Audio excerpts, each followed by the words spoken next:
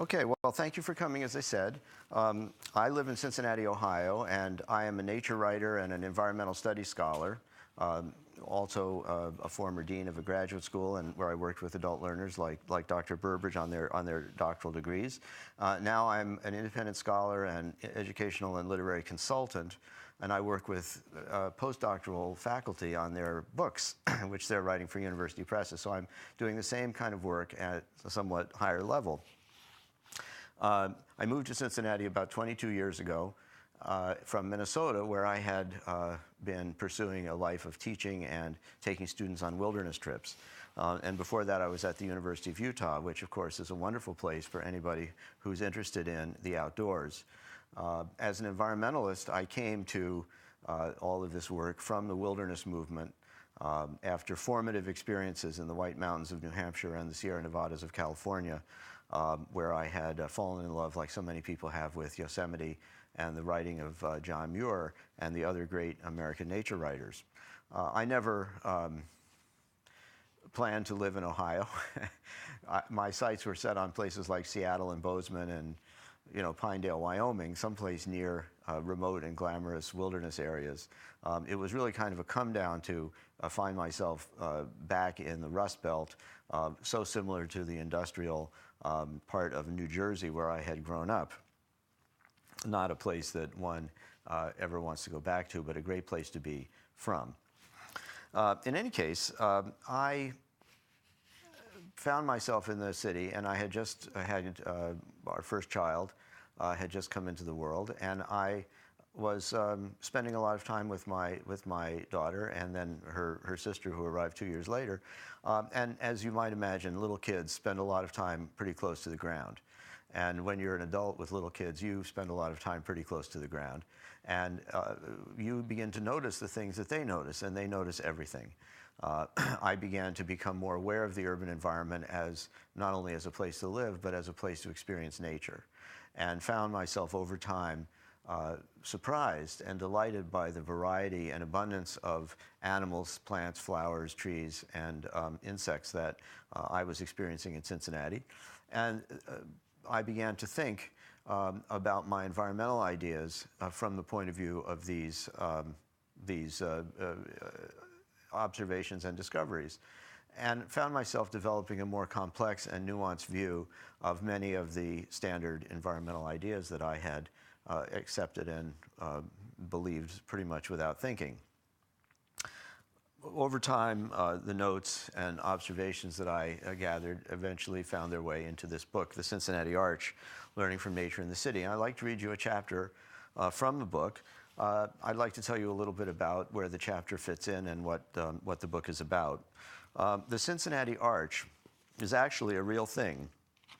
It's the name that geologists give to a buried underground structure. It's a huge fold in the Earth's crust that stretches from central Kentucky all the way across the Ohio River through Cincinnati and on into southwestern Ohio.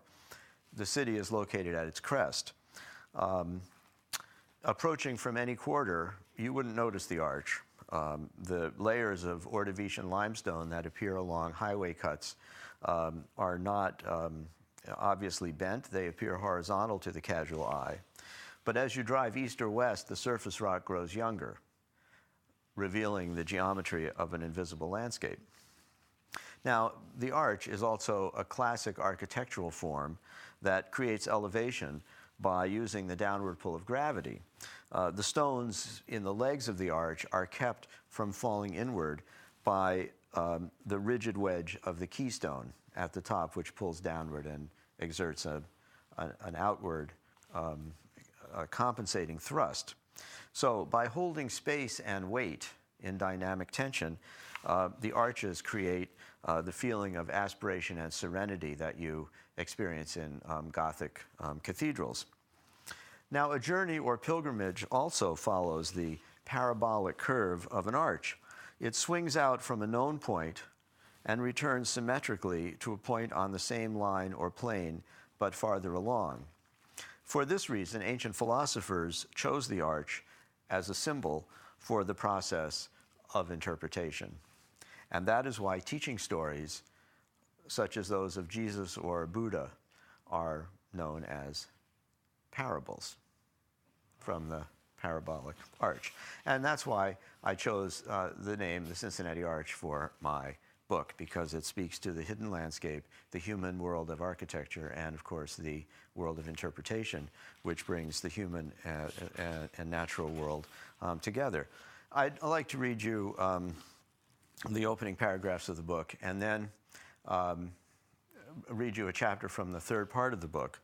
The first part of the book basically describes the sort of shock experience of coming to the city out of Minnesota, out of the wilderness mindset, and the sort of withdrawal symptoms that you get when you're in this kind of environment, and also the awakening that happens when you begin to look at the urban environment with the eyes of an explorer or a naturalist.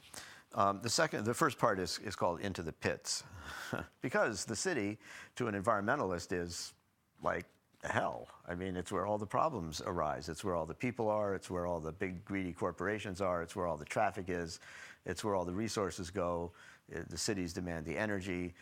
They produce the waste. It's really, to an environmentalist, the city can be thought of as hell on earth.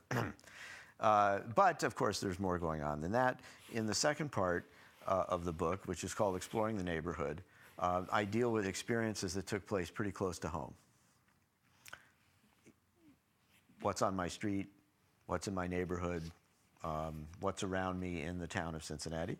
And then the third part of the book, which is called Farther and Wider, describes journeys outward to more remote parts of the city and also to more remote parts of North America, some of which are areas that I'd visited before, New England, the Canyonlands of Utah, for example. These areas are now seen as wonderful and remote, but also they are seen through the eyes, the transformed eyes of the urban explorer.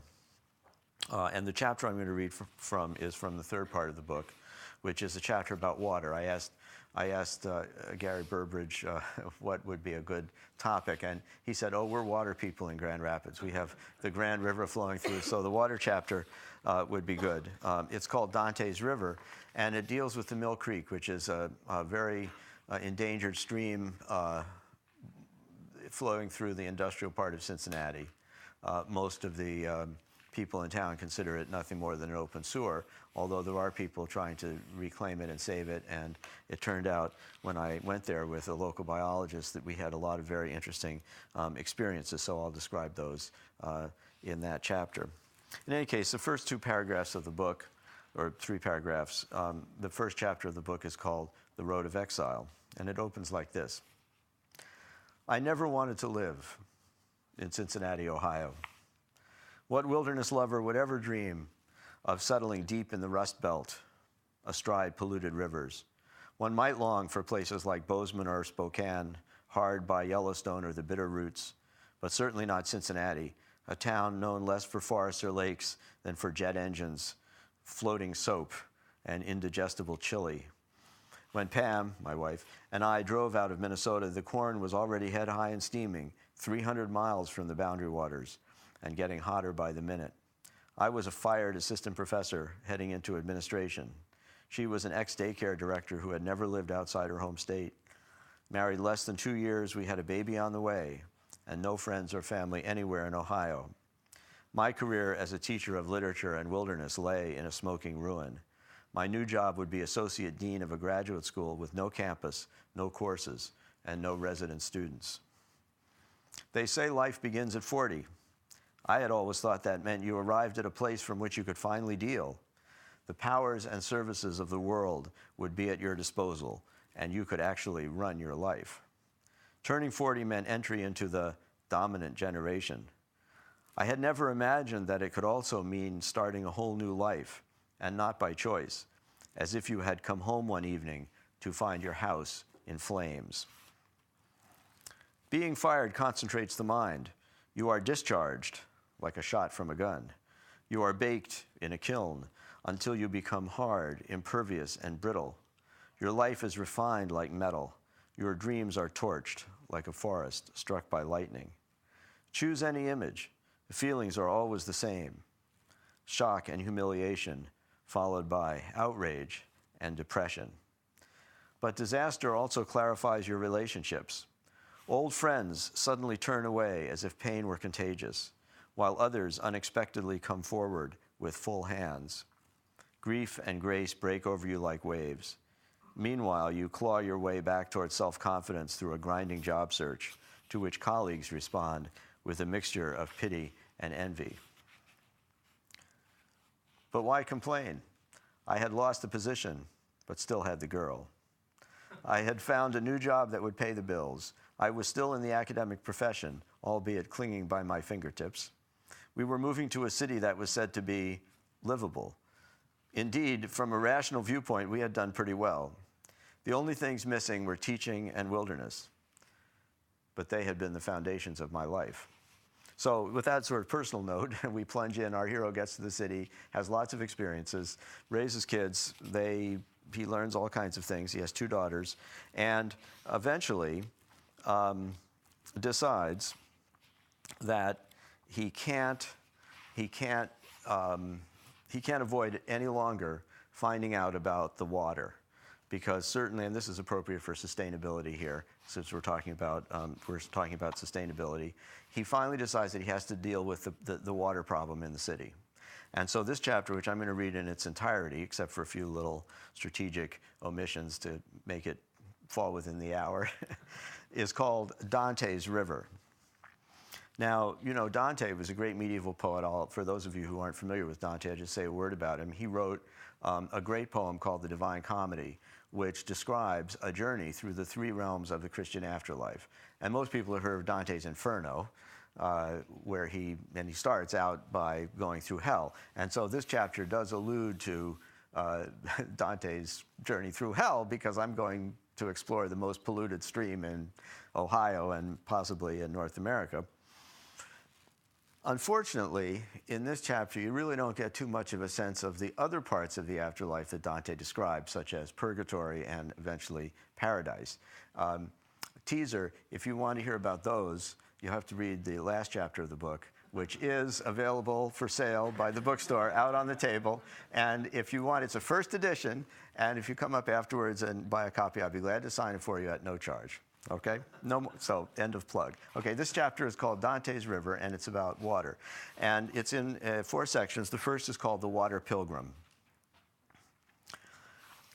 To reach my house from the Gulf of Mexico, swim due north till you begin gasping for air. You'll need more than gills to cross the deoxygenated zone that spreads from the Mississippi Delta in an arc as wide as New Jersey. Persist until you smell the continent and follow its spoor of clay, rot, solvents, urine, detergents, and manure upstream, keeping always to the richest, most concentrated flow. Swing in great lazy arcs past oxbow lakes and bayous as the climate cools. Great tributaries will enter from your left, the Red, the Arkansas bearing feldspar and mica from the Rockies. But just ignore them and press on. After 700 miles, the Ohio enters from the right. You will know it by the scent of hardwood forests, coal dust, steel mills, and metamorphic rock.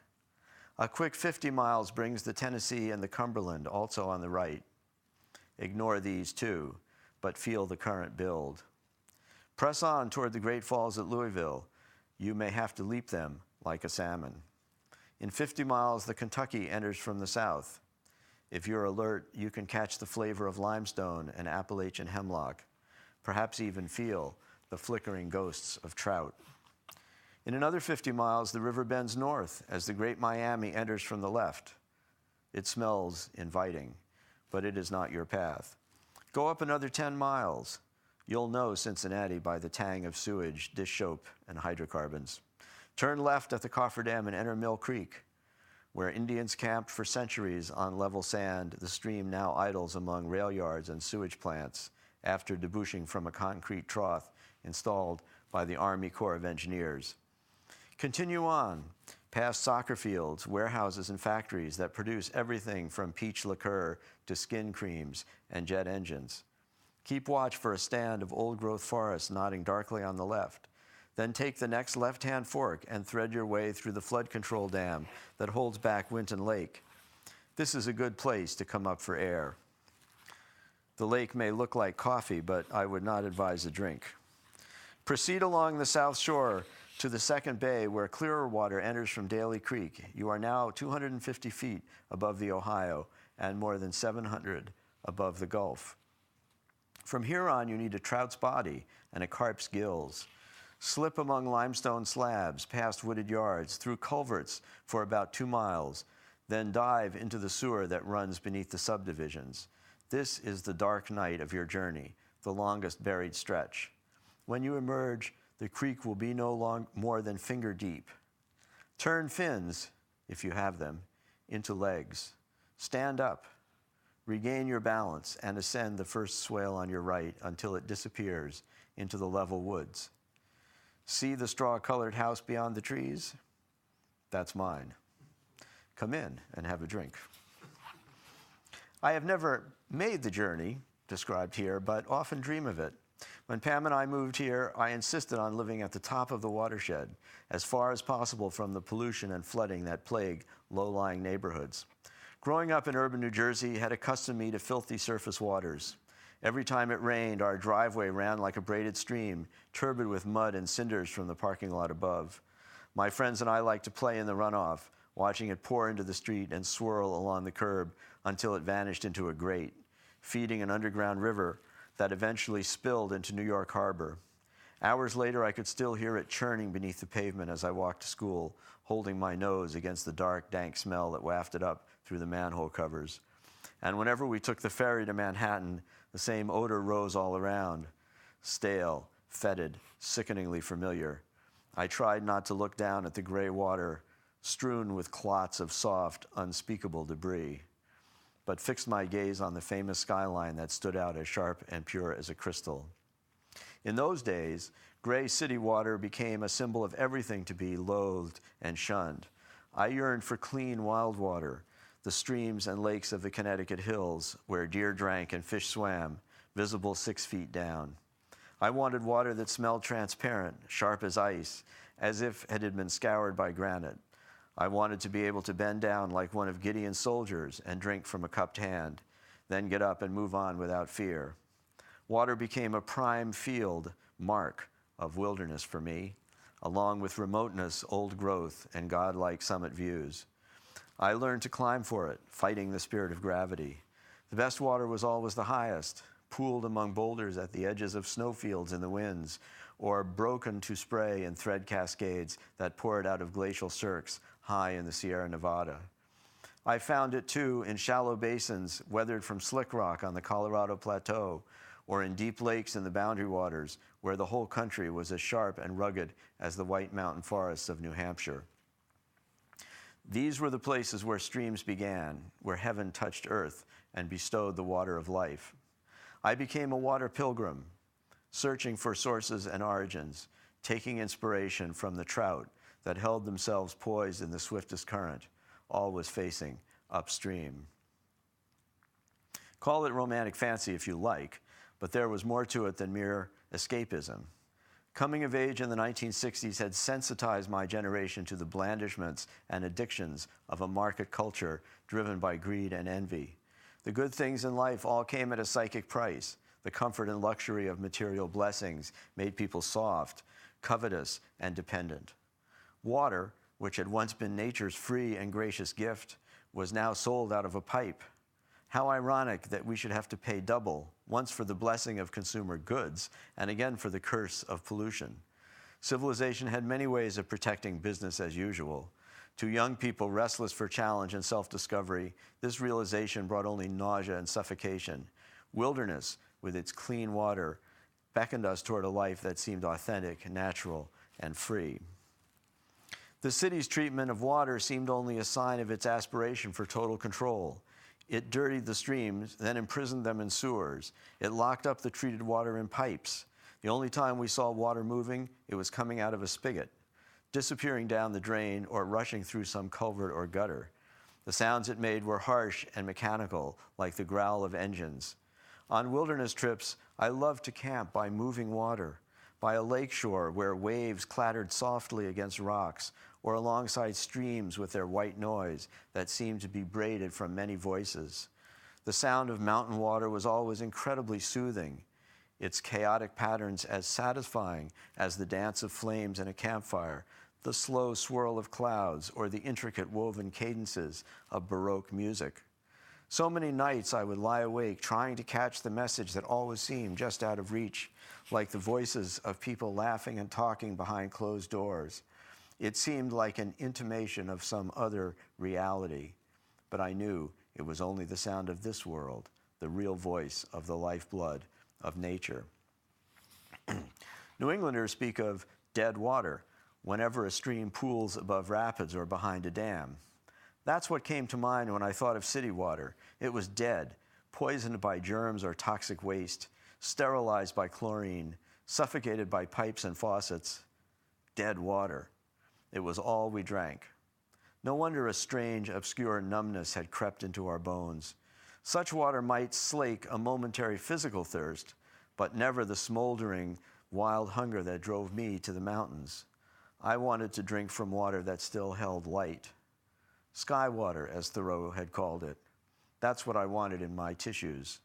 On long backpacking trips, I could almost feel the toxins leaching out of my body as, drop by drop, the city water in my veins was replaced by mountain water.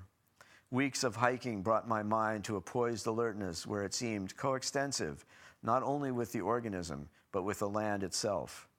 Truly embodied, I felt the water cycle passing through my cells. There were days when, striding along the trail, I would suddenly become aware of myself as a moving shape of water, coherent yet fluid, like a standing wave. On such days, every plant or animal seemed an exquisite spun droplet, each stream a gesture of affirmation. I remembered Frost's poem, West Running Brook, where the small waves beckon upstream toward their source. And I remembered the trout, whose behavior matched the waves' dance. I thought, too, of the long evolutionary journey whereby organisms like us, the plants, the trout, the marmots, even the other hikers, had carried salt and water upstream from the oceans until we reached these altitudes where the elements ruled. Imagine what skill, learned over eons, it had taken for life to survive in such extremes of temperature and exposure. The marks of violence were everywhere, in frost-shattered rock, wind-twisted limbs, or the raised grain of snow-scoured lodgepole pines bleached to a glowing amber. These were places never settled by human beings. There were days above tree line when I felt the true heaviness of my organism, burdened with blood and plasma. I was no more than a sack of fluids, hardly distinguishable, chemically, from seawater. If life had indeed begun in the oceans near thermal vents as self-stoking autocatalytic loops of chemical reactions that, eons later, began clustering into protoplasmic blobs and thence learned somehow to grow the vital semi-permeable membrane, if all this did occur, then it was not hard to imagine the whole immense journey as life's urge to seek out and persist in the most severe environments, as if driven to contemplate its elemental origins. Where had sea salt come from but the mountains, washed down by the very streams I loved to climb? Sometimes, sweating over a pass or stepping off the trail to take a leak, I felt as if I were carrying my body's minerals back to their source. Once, hiking the John Muir Trail, my companion and I had even brought vials of sea salt collected from Pacific tide pools to sow in the headwaters of every stream we crossed. Perhaps it was no more than a whim, but the ritual moved us.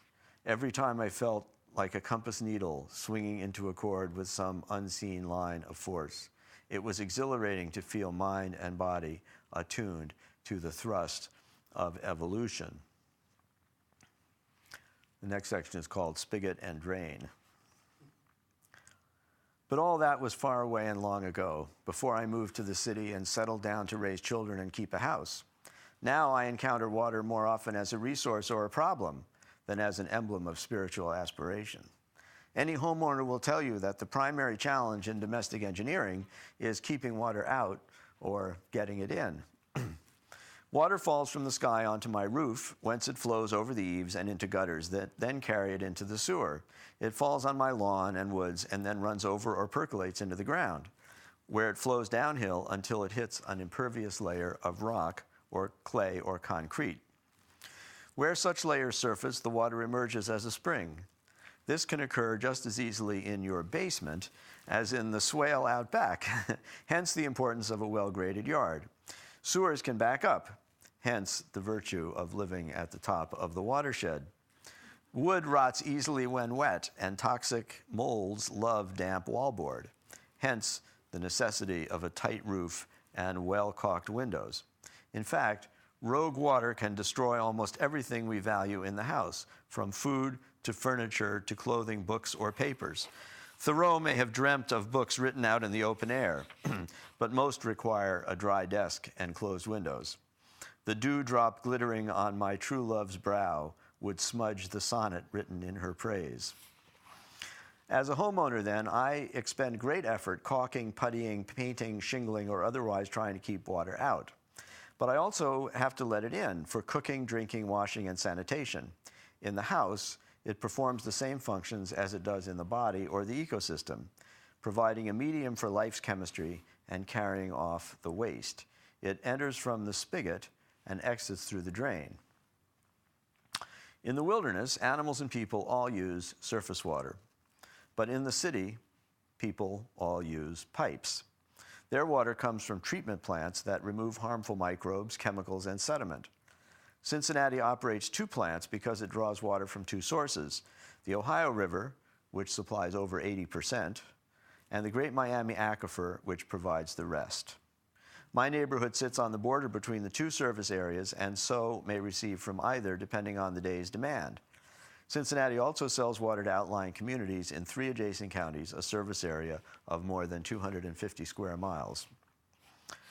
By the way, you have excellent water in Grand Rapids, which I've been enjoying greatly since I've been here.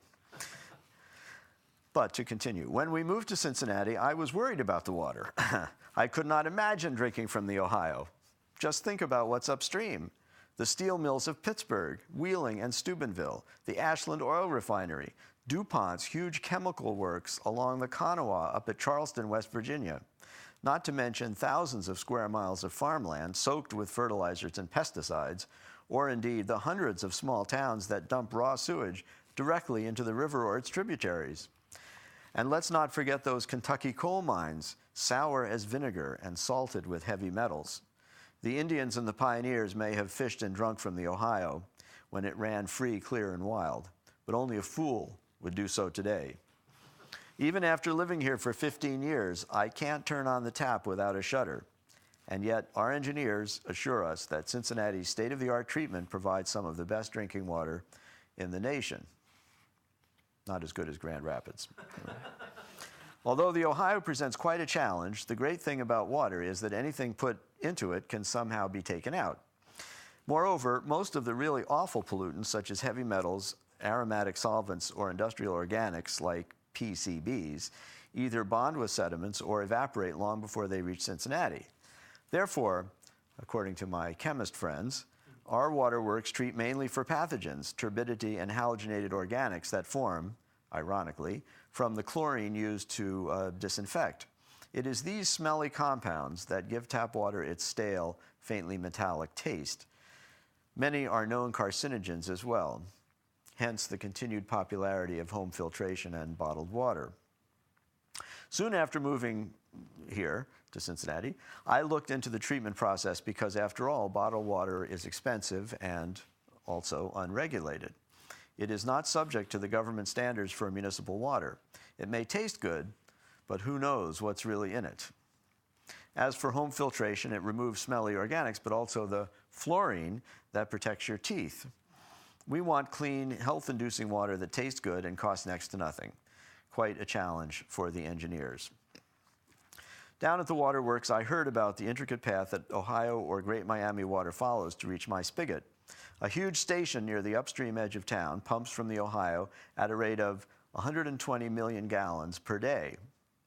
All the way across town, another plant pumps 16 million gallons per day from 10 artesian wells that tap the aquifer, a bed of glacial sand and gravel 2 miles wide and 100 to 200 feet deep that runs from Dayton all the way to the Ohio.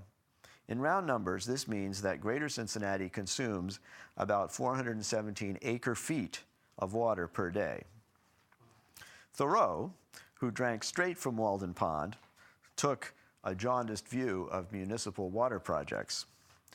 Quote, "Now the villagers who scarcely know where it lies, instead of going to the pond to bathe or drink, are thinking to bring its water, which should be as sacred as the Ganges at least, to the village, in a pipe, to wash their dishes with, to earn their Walden by the turning of a cock or the drawing of a plug." If Walden supplied Cincinnati at today's rate, it would be sucked dry in less than a week. Still, one must admire the Concord villagers. They knew the taste of purity. At Walden, they could rely on nature to provide it. But here in the Rust Belt, we use engineering. Water from the Ohio is pumped first into settling basins where aeration and gravity cause larger particles to sink. Coagulants, such as aluminum hydroxide, cause smaller particles to clump and settle out. After a sojourn in one of several reservoirs, the water flows through a sand and gravel bed that filters out even smaller particles, just like a natural aquifer. It then flows through a bed of activated charcoal granules that absorb organic compounds. Chlorine and fluorine are added to disinfect. The pH is adjusted toward the alkaline range to prevent copper and lead from leaching off your pipes, and the water flows into reservoirs and tanks to await distribution. The Water Works performs 300 tests per day, key to 148 contaminants, of which 21 have been found in measurable amounts. Many of these are chlorinated organics that are not regulated by law, but similar enough to known toxins such as DDT that they are cause for concern. Many are byproducts of the disinfection process. All the water that comes from my tap has been tested this way. It's all rated as high quality and fit to drink. I hate to use it for hosing down the driveway or washing the car or even watering the lawn. But what choice do I have? I suppose I could set up a rain barrel, but that would breed mosquitoes. And besides, it's too much of a hassle. Here in the East, water is plentiful and cheap. Even in times of drought, the Ohio runs brimming full. Unlike our compatriots out west, we flush without putting a brick in the tank. We shower without a bucket on the floor to catch the runoff. No one has even heard of the Bureau of Reclamation, dry farming, xeriscapes, or water wars. Indeed, there's a general feeling that water is some sort of natural right, as limitless and inalienable as air. We don't worry much about where it comes from or where it goes. I am told that the average American household consumes 50 gallons of water per person per day. That seemed like a lot until I became a parent. When you're a parent, you do a lot of cleaning. You wash dishes, you wash clothes, you wash faces, you wash bottoms, you wash the floor, you wash the dog, you wash your hands, sometimes 6 or 8 times a day. You wash the sheets, and let me tell you, there is nothing like throw up on the sheets at night to make you appreciate running water. Thoreau might have moderated his view of pipes if he had had kids to raise. Most of the time, you don't have time to think about where the water comes from or where it goes, carrying throw up or whatever. You just want it running and the drain unclogged. As for pollution, it's the last thing on your mind. You need detergents and cleaners. You love the fact that they cut grease and bleach out stains. I'll even admit to moments of whimsical affection for the sprawling Procter & Gamble works along Mill Creek, thinking, they make the stuff that leaves my wash looking whiter and brighter. I love the fact that I can fill and rinse at the flick of a wrist, or even better, flush away so much household waste, whether human, animal, vegetable, or mineral, and the more odious, the better. A swirl, a gurgle, and down it goes. Out of sight, off sight, out of mind. The drain is a black hole into which it is perilous to look. But who would want to? The sink empties, ready for more. The bowl refills, limpid as a spring. Cleanliness and serenity return, as if by magic, to the house. It's only on days of exceptional honesty, or resolve that I admit to a nagging worry about where all this stuff goes. My house pours all sorts of things into the watershed, from bodily waste to soap suds to latex paint. It is, in fact, what they call a point source of pollution. When the kids were young and making lots of messes, I repressed such thoughts. They gnawed at my environmental conscience. It was much easier to dream of wilderness with its pristine streams and lakes. But at some point, I began to realize that the urge to roam and the urge to flush were closely linked. It may have been the day I was crossing Mill Creek after a heavy rain and saw a mallard skimming upstream over waves the color of peanut butter. So much beauty set against so much filth. Mill Creek represented everything I had ever wanted to escape. Yet what made it that way but waste from my very own house? The backpacker, imitating a bear in the woods, simply drops a scat and moves on. The urban householder, who must stay put, expels the waste and has it carried off. Flee or flush, it amounts to the same thing. My quest for purity in the wilderness simply mirrored the city's desire to slough its own waste downstream.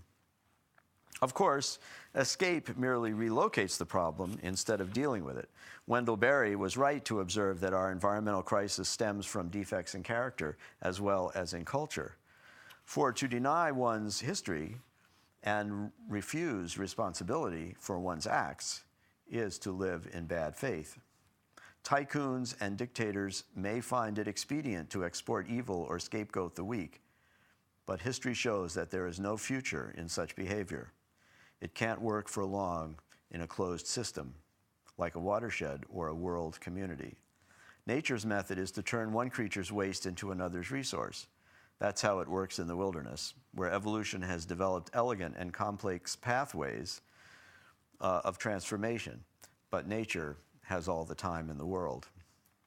On the day I saw the mallard, I had no idea how nature's method could ever work in the city, where there's so much pollution and the ecosystem has been so deeply abused. Everyone spoke of Mill Creek as an open sewer. It had always been that way. It was the price of prosperity. They wrote it off, but the mallard had not, even though humans had done the damage. I realized it was time to begin exploring downstream. The next section is called the Mill Creek. For a water pilgrim, the first step downstream is the hardest. It goes against every instinct, not to mention 3,000 years of myth and poetry that associate holiness and inspiration with mountain springs. When Thoreau sang of Walden's purity, he was not thinking chemically, but metaphysically. His scorn for the ignorant farmers who had polluted Concord's ponds was fueled by the wrath of a true believer in the spiritual character of place. For Thoreau, every human act left its signature. You could read the character of people and civilizations on the face of their land. Considering Mill Creek, I expected the downward path to yield only horror and depression. If pollution signified character, this would be a descent into hell. Dante had given water a big role in his underworld. He and Virgil, his guide, the Roman epic poet Virgil, encounter rivers of boiling blood, roaring cataracts, and putrid swamps. The deeper they go, the worse it gets. The rivers become more violent, smelly, and lethal by degrees, until at the bottom of the universe, they coalesce into a frozen lake where the souls of traitors are trapped like straws in glass. Dante envisions a moral absolute zero, where love's motion ceases under the immense weight of all the sin washed down from above. He and Virgil escape by climbing a small stream that has cut a channel through the rock on the other side. Its source, we learn, is the earthly paradise at the top of the mountain of purgatory. There, repentant sinners who have completed the mountain's therapeutic program undergo a second baptism that removes original sin, leaving them lighthearted and free to mount up to the stars. Dante's guide through hell was a Roman poet. Mine, it turned out, was a biologist named Stan Hedin, who had spent 2 decades studying the Mill Creek with students from Xavier University. I met him, not in a dark wood, where Dante met Virgil, but in a small parking lot where members of the Sierra Club had gathered for a tour sponsored by the Mill Creek Restoration Project. Stan was a wiry, intense man with sharp features and a gray goatee. He looked a bit like Trotsky, except for a mobile grin that flashed at odd moments. He wore rumpled khaki pants and a T-shirt that read, Mill Creek Yacht Club. I could tell he was used to dealing with incredulity, even in a friendly crowd like this. He had the wry wit and granite patience of a maverick. Robin Carruthers, director of the Mill Creek Restoration Project, briefed us on the itinerary and herded us into a bus, explaining that her group's goal was to turn Mill Creek into a greenway suitable for wildlife and recreation. Today's tour would showcase the challenges and opportunities they faced. Robin was a small, soft-eyed woman with brown hair and a teacher's earnest manner. I asked her how she had gotten involved with Mill Creek, and she said she had come to Cincinnati 17 years ago, thinking to stay for 5 years at the most. She had always wanted to live by the Pacific, and even tried looking in the early 1990s, but it didn't feel right. She stayed here and researched the creek, developing a blueprint for its restoration. Her motive, it turned out, was simple. This has become home. As we cruise past Mount Rumpke, a huge landfill that is the highest point in Hamilton County, Stan gave a brief history of Mill Creek since the Pleistocene, where glaciers changed the drainages and the Ohio captured the lower Licking River, leaving only this small south-flowing creek to occupy its broad valley. When Indians lived here, Mill Creek was pure, dark, and verdant. In Shawnee, its Shawnee name, Makatiwa, means he is black. The Shawnee fished its pools and hunted its banks, as did the early white settlers, until burgeoning industry found it more useful as a sewer. Tanneries, slaughterhouses, and factories all dumped runoff into the creek throughout the 19th century. Though much cleaner now, it is still heavily polluted by household sewage and leachate from buried industrial waste. Nevertheless, Stan assured us with a grin, there were still some reasons not to abandon hope. Our first stop was a covered bridge high up on one of the western tributaries. It looked like a small barn that someone had plunked down over the creek, which was only about 30 feet wide. Stan said it was the oldest bridge in Hamilton County. Beneath it, the creek chuckled along over limestone slabs that were studded with brachiopods as big as Ritz crackers. Stan said they were Rafinescina, 450 million years old. Algae grew on the edges of the rocks, waving in the current like green hair, but the water looked surprisingly fresh and clean. Huge trees crowded the shore, chiefly cottonwoods and sycamores, suggesting the thick woods that had once covered the entire county and made the creek safe for shade-loving fish and invertebrates. Stan began turning over rocks, pointing out caddisfly larvae and water pennies, which are good indicators of cleanliness because they have sensitive gills. You wouldn't want to do this after a rain, he said. It's best to wear rubber gloves, especially lower down. However, the great thing about streams like this is that they are self-cleaning. If we would just stop dumping all that bad stuff in, these critters would wash down and recolonize. Our studies have shown that it happens surprisingly fast, a matter of 2 to 3 years. We scrambled among the slabs, exclaiming whenever someone found a caddis case, which looked like a matchstick dipped in shredded coconut, or found the black thumbnail disc of a water penny stuck to the underside of a rock. It felt like hunting for treasure. Under the dense boughs, yellow with autumn, where the bridge cast its dark shadow over sparkling riffles, I could imagine that the whole stream must have looked like this 2 centuries ago. I caught a glimpse of the vision that had inspired Robin and her activist colleagues. A stray foam cup or foil snack packet snagged on a rock looked shockingly out of place. Back in the bus, we headed downstream toward Winton Lake, which had been built by the Corps of Engineers to protect homes and businesses in the lower valley. Robin explained that the creek was dangerous during rains, not just because of all the bacteria and viruses it carried, but because of flash floods, which are as common here as they are in Utah. I thought of rain falling on roofs, sidewalks, or parking lots, like the one we had started from. The water would run right into the sewers and overflow into the creek just as quickly as if it had fallen on slick rock. Someone asked how much of the watershed was impervious surface, and Stan replied that in the lower stretches it was about 35%. The broad, shallow valley was easy to build on, but vulnerable to floods. So the Corps of engineers, had installed containment dams and channelized the bed with mixed results, as we would soon discover. We crossed Winton Road and caught a glimpse of the lake. It looked like mud flats ringed with flood debris, driftwood, plastic jugs, old tires, that sort of thing. "Water's low," someone remarked. Stan explained that the Corps was dredging the lake, which had silted up much faster than expected. We turned down an unmarked dirt road, branches scraping the bus like fingernails, and stopped in a brushy field where a path led through thickets of aster and poison ivy down to the lake. We stepped from the woods into a desert scene, acres of dried mud cracked into thick, irregular scales with knee-high weeds and saplings poking up everywhere. "All this year's growth," Stan said, pushing through. "The lake was drained about a year ago." Out on the flats, it was windy and exposed. On one side crouched the tangled woods. On the other, a rampart of crushed rock and compacted earth rose 50 feet or more. Stan pointed out the gauging station, a concrete tower that was plugged into the dam by a catwalk. It looked like a big staple holding everything together. A bathtub ring showed the lake's high water mark. It was a pretty shallow lake. But Stan explained that you could always build the dam across the deepest part of the valley. In fact, we were standing on 50 to 60 feet of mud. Tracks of heron, deer, and raccoon were pressed into the mud like cuneiform. Poking around, Stan found a mussel shell as big as a mitten. He kicked a scat. "Coyote. This would be a good place to see one." Around 5 a.m.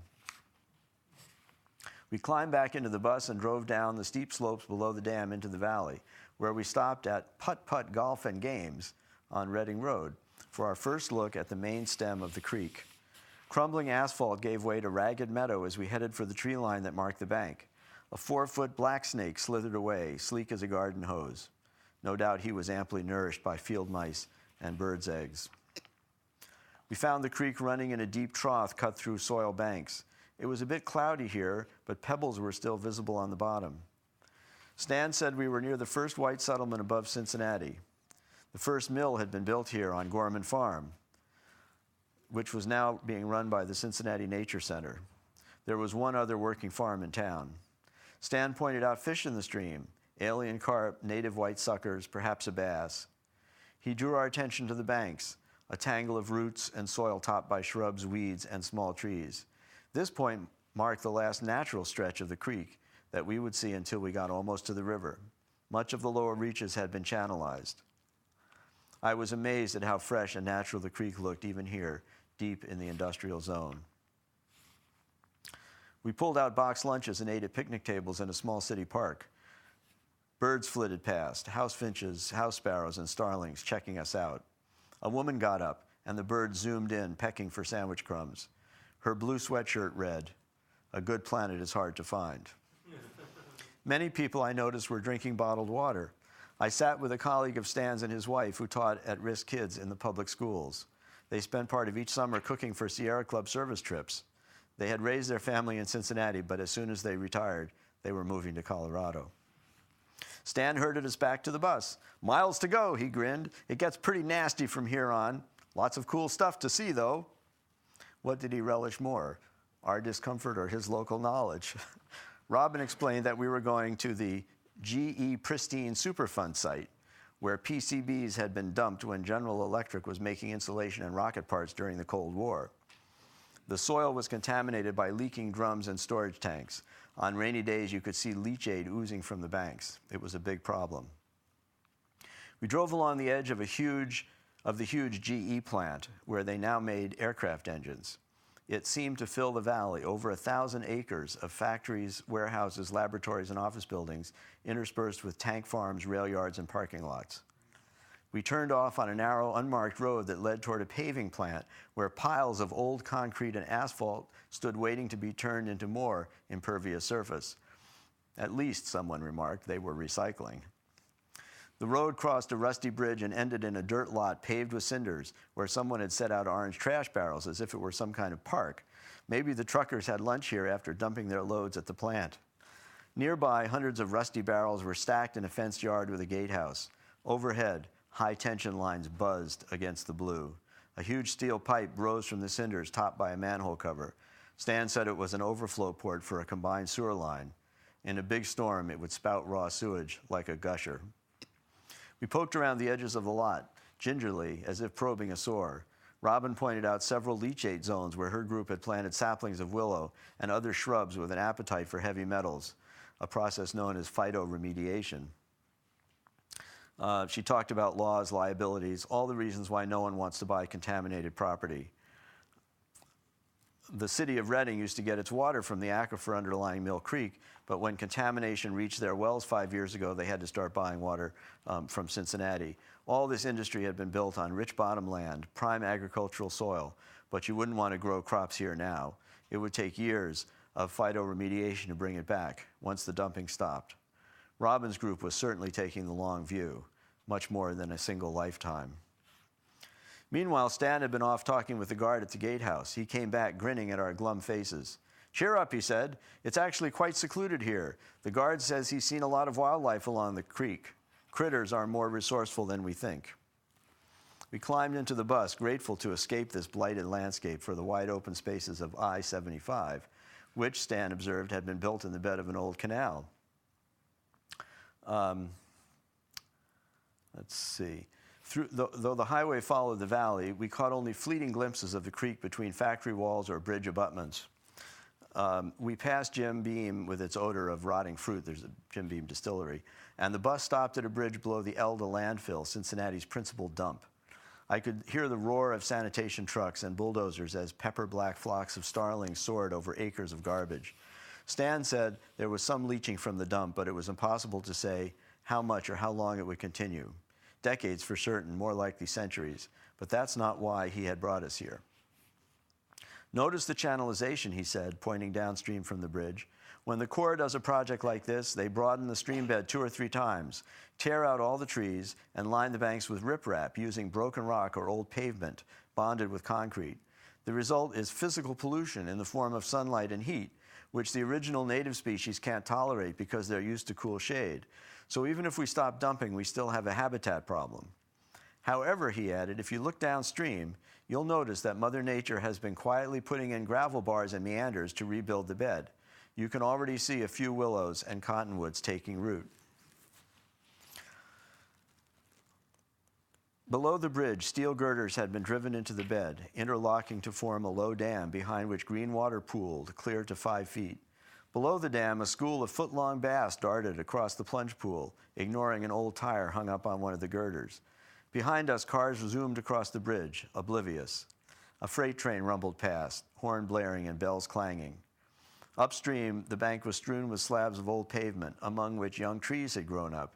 Some were almost a foot in diameter. White butterflies danced over the green water. Swallows darted and wheeled beneath the bridge. Downstream, afternoon sunlight sparkled on the meanders between the gravel bars. For a moment, Mill Creek looked as beautiful as any western river. If I raised my eyes, I saw lines of tank cars worming their way toward a black clot of factories. If I dropped them to the creek, I saw willows, gravel bars, a mallard paddling through a splash of sunfire. I saw wildness and beauty returning. At that moment, Mill Creek appeared as a corridor of serenity. This, I realized, was what Stan and Robin were fighting for. But the vision lasted only a moment. Then we continue on down. I'll jump ahead a little bit. At the Cincinnati Sanitation Department garage, we turned down a private road that had once been a railroad bed and stopped just before the Western Hills Viaduct. Stan said we had reached the Ohio River Pool, where Mill Creek drops its sediment. The sloping concrete walls of the channel looked serene and impenetrable, though we knew that in time they would be covered with silt. They ended, surprisingly, just beyond the viaduct, where trees and shrubs crowded the bank once more. Stan laughed. The Corps ran out of money right about here, its original shoreline all the way to the Ohio, most of it on the grounds of the sewage plant. Someone exclaimed and pointed as a kingfisher broke from the bank and flew upstream. We walked down the old rail bed, which was lined with honeysuckle, locust, and young sycamores. It ran right above the creek, and the air had a moist, stale odor that was disturbingly familiar. I finally recognized it as the smell of New York Harbor. Stan led us down a ramp to a huge open concrete tank. The smell billowed out of it, nauseous and overpowering. We edged closer and peered over the rail. On one side, a dark tunnel opened into the bank like a mine shaft, out of which gray water trickled over slimy black rocks before disappearing into a grate. This was another combined sewer overflow, much bigger than the one we had seen near GE. Stan explained that the neighborhood sewers fed into a trunk line that ran beneath the creek all the way to the sewage plant. But the line could handle only so much stormwater. Without these overflows, it would simply explode. Now, he explained, when the water rises toward the top of the tank, it pushes open the heavy steel doors hanging from the rim and pours directly into the creek, saving the trunk line and the sewage plant at the expense of the Ohio River. You wouldn't want to be here during a storm, not without goggles and a surgical mask. There are 158 combined overflow ports in the Mill Creek watershed. They open whenever it rains more than 1/10 of an inch an hour. Robin explained that the sewer district is planning to excavate a gigantic reservoir underground, which would receive this runoff and then pump it out. This was the ultimate Dantean rescue plan. I couldn't believe it, and I stepped back, dazed from the rail, turned towards the creek. I'm skipping a little bit here. 3 mallards were paddling upstream, their green heads and gray-brown plumage accented handsomely against the buff concrete. Further down, framed by the immense parabolic truss that supported the viaduct, a small gray and black bird with a long, slender bill stood hunched on a rock. It was just beyond the channelized stretch, and I asked Stan what it was. He smiled. That's a black-crowned night heron. 2 years ago, some workers at the sewage plant noticed one and called the Audubon Society. They had never seen anything like it. We discovered a nesting colony on the plant grounds, which are fenced in and free of coyotes, besides being generally quiet and secluded. These birds are wild and secretive. There's only one other known colony in Ohio, out on an island in Lake Erie. Here they fly up along the creek at night, feeding on fish, sometimes all the way to the covered bridge. The fact that they're here means the Mill Creek is starting to clean itself while we still try to figure things out. He sighed and glanced at his watch. It'll be dark soon. Let's go. We have seen everything. The last section is called The Baby and the Heron. I'll conclude with this section. In the days that followed, my mind kept coming back to that image of the heron perched above soiled water on the edge of wilderness, framed by the concrete arch. How could a place so foul and lethal to us prove tolerable, even inviting, to such a beautiful wild creature? No organism can live in an excess of its own waste products, but Mill Creek had been soiled by our waste, not the heron's. The viruses and bacteria so deadly to us were clearly innocuous to it and to the bass and suckers on which it fed. I recall that many of our worst diseases arose first in domestic livestock that had lived for centuries in close contact with humans. Swine flu, chickenpox, smallpox, tuberculosis, and measles are some of the better-known examples. Ecological dependency and physical intimacy foster coevolution, creating loopholes in the interspecies barrier that opportunistic pathogens can exploit. Human viruses and bacteria are often benign to other organisms because to infect, they must be intimate with their hosts. They have to get past the immune system, and that means they have to co-evolve. Therefore, it is the heron's very wildness that protects it from Mill Creek's human waste. In biological terms, pollution depends on the organism. One creature's poison is another's meat. To Earth's original organisms, thermococcal bacteria that swarmed in hot acids and fed on hydrogen sulfide, oxygen gas was a deadly poison. When photosynthesis evolved and began pumping it into the atmosphere, the thermococci retreated to hot springs and deep ocean vents. Eventually, forms emerged that could use the oxygen for metabolism, and the deep symbiosis between plants and animals was born. Because the Earth is a closed system, no waste can ever be fully expelled. Whatever is cast off gets received, accepted, and transformed. The result is abundant life. And water, even the water of Mill Creek, is the primary vessel for this alchemy of grace. To the heron, the creek is not foul but productive and inviting. The sparkle of sunlight on its surface is true. When we pollute, we think only of water's ability to dissolve, suspend, or carry away. We don't think of its power to receive or foster transformation. The word pollution first arose in a religious context. Its Latin root meant impure, unfit for ritual or sacrifice, corrupt. In English usage, the physical and moral senses of the word did not begin to separate until the time of Shakespeare, and even today they remain closely linked. Hence the righteous zeal of so many grassroots environmental groups and the fervor of activists like Robin Carruthers and Stan Hedin. If there is sin in pollution, I am sure that it arises not only from the violence it does to our home places, but also from our desire to avoid responsibility. It is so much easier simply to flush and forget. But a watershed is no bottomless pit. Everything we do leaves a mark or a trace, and eventually it returns. In Dante's poem, the souls of the damned do not disappear. They persist, and they suffer the consequences of the acts brought on by their self-serving habits of mind. Just so today, in the closed system of the watershed or the planet, we will reap only suffering if we keep on trying to escape our own waste. It's not good enough anymore to live at the top of the watershed or to dump manufacturing residues into the common stream, hoping that they will surface far from the bottom line. For pollution is nothing more than the history we would like to deny, indelibly written into the flesh of the world. It is what remains when we dissolve nature in money. Despair comes easily after long days of exposure to rail yards, roaring interstates, the rainbow smears of leachate, and the stench of combined sewer overflows. The problem feels overwhelming, the whole system too vast and sick ever to be repaired. It's hopeless.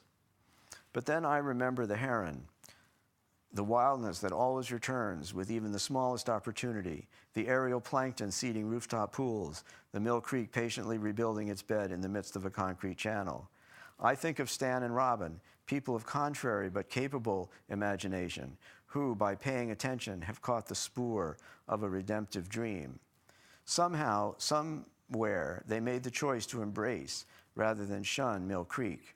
Perhaps like Dante, they knew that the downward path, though fraught with horror, would lead to the light if only they followed it all the way through. So they became water pilgrims of another kind, and at the lowest point, they met the heron. 3 years after Pam and I moved to the city, our second daughter was born, Elizabeth. She came right on time. Pam's water broke as she was getting up from the kitchen table after a late evening cup of tea. She staggered against the counter, seized by a powerful contraction as a dark stain spread down her leg. It was the water of life, bursting out as primeval wildness took her once more, but this time we were ready. I bundled her into the car and drove through dark streets, down a steep ravine into the valley. We crossed Mill Creek, invisible in its dark trough. No doubt bass were idling along the gravel bars, while herons, gifted with keener sight, cruised upstream in search of them. Our hospital was at the top of the hill. 4 hours later, Elizabeth leapt into the world, all moist and pink, and bawling for life. Water was flowing all around us, in the blood and wetness of birth, Pam's soaked brow, my tears, even the damp, warm washcloth that the nurse was dabbing ever so gently on the faces of mother and child.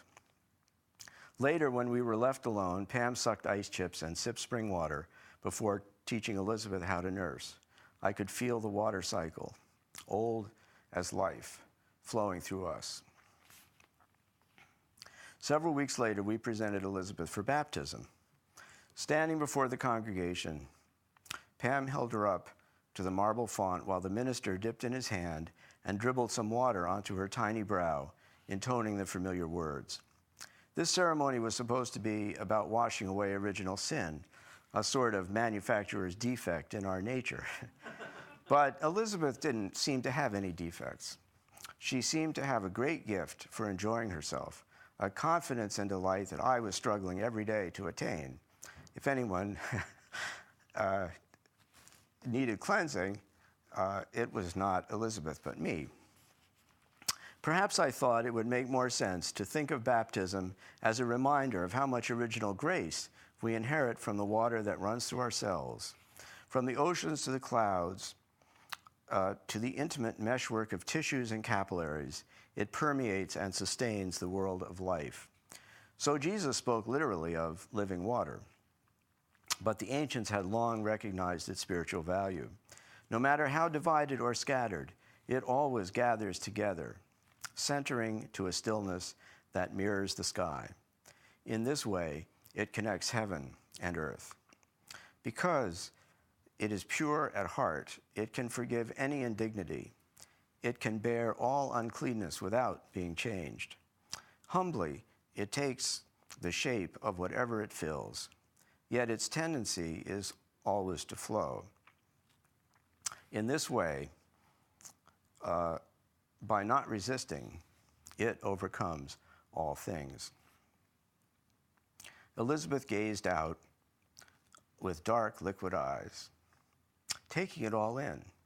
The faces smiling up from the congregation, the sunbeams slanting through stained glass, the sparkling baptismal water that had no doubt been drawn from a city pipe, even the black-robed form of the minister bending over her and looking for one brief moment, almost like the silhouette of a heron.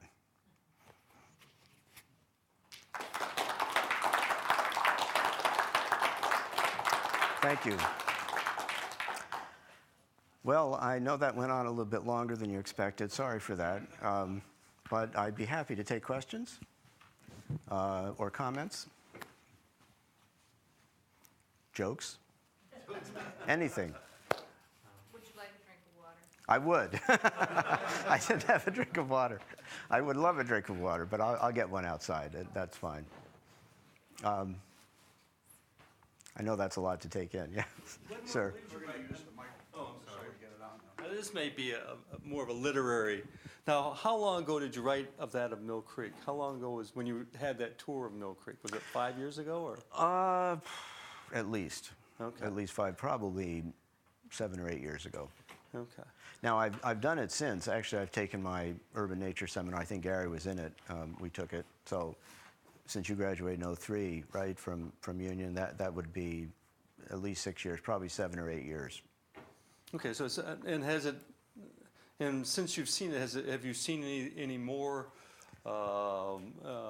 indication that it's starting to really come back? In other words, it is. Yes, I have.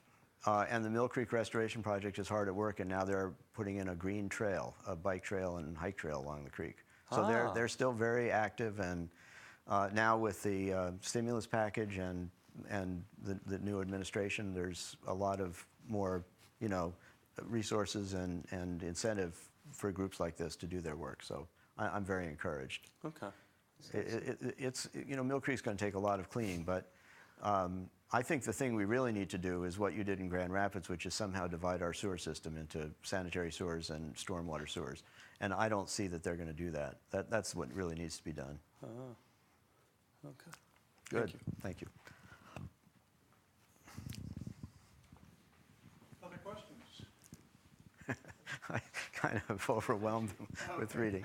Another question. There was one time, a long time ago, when I was a student in Ann Arbor at University of Michigan.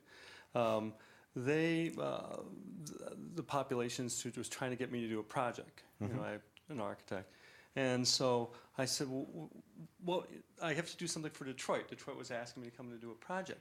And I said, well, what would Detroit ever want? And well, I was working for the fishery agents, and they said, you know that one of the biggest pastimes in Detroit is fishing.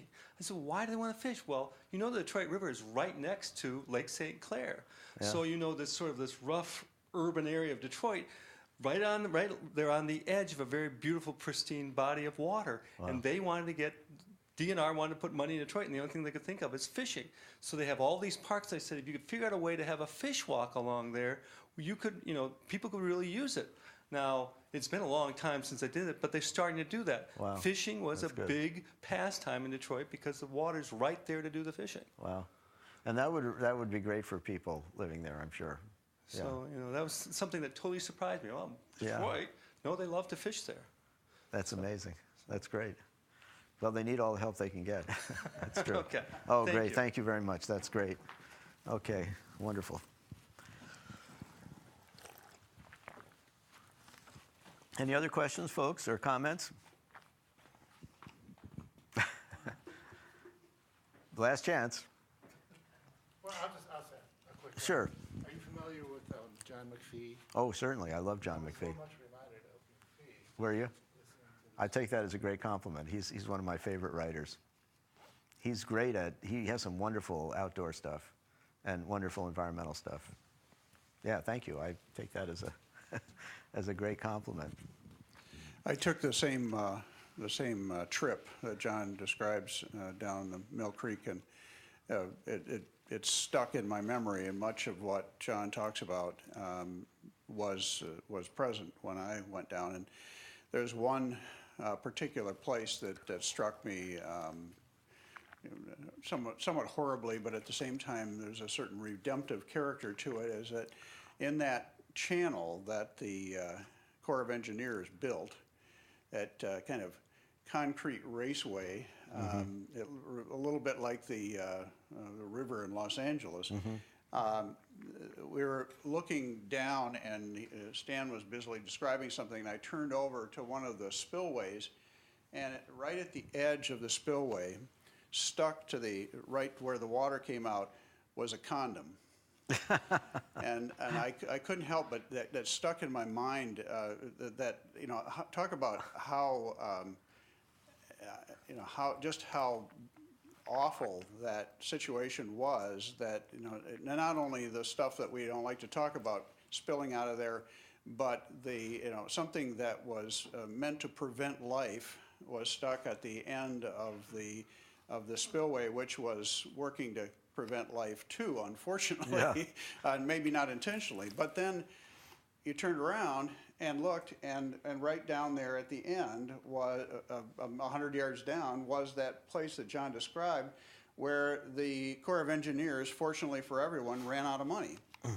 And there were, she said, willows and birds, and it seemed so redemptive that nature was in fact going to win out no matter what. Right. No matter how hard we worked at trying to prevent it, it was going to survive. Yeah, I think so. Natural systems are self-healing. It takes time, and we have to stop, damaging them. If we stop, they start healing themselves. So I'm very hopeful. That Mill Creek was an eye-opener. I learned a lot, and I saw that wildness was returning even to a place as damaged as that. So, the ultimate message is one of hope, and that's why I ended the chapter with my daughter's baptism, because, now she's going to college next year. It's really pretty amazing to think about it. Well, thank you all very much for coming, and I hope you'll all buy a book out in the lobby and bring it back in, and I'll sign it for you. Thank you very much.